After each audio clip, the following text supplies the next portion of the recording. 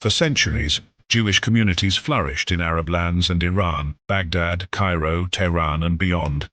They were doctors, merchants, poets and rabbis, shaping the cultural landscape while preserving their unique traditions.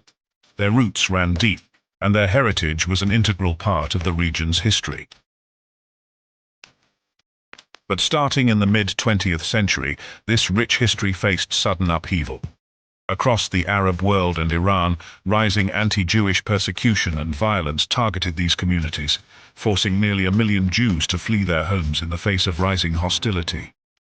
In Iraq, during the Farhud of 1941, violent pogroms left hundreds of Jews dead, homes and businesses looted, and thousands more injured.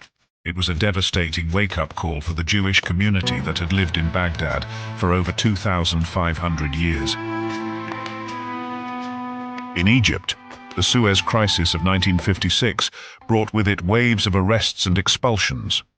Jewish families were stripped of their citizenship, their assets seized, and given only days to leave the country.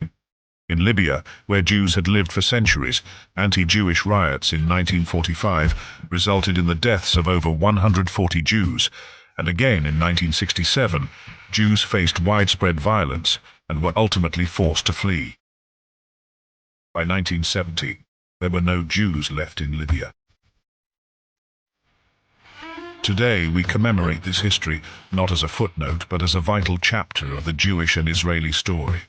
The experiences of Jews from Arab lands and Iran are woven into the fabric of Israeli society, shaping our culture, music, language and cuisine. This National Day of Commemoration is about more than just remembering the past.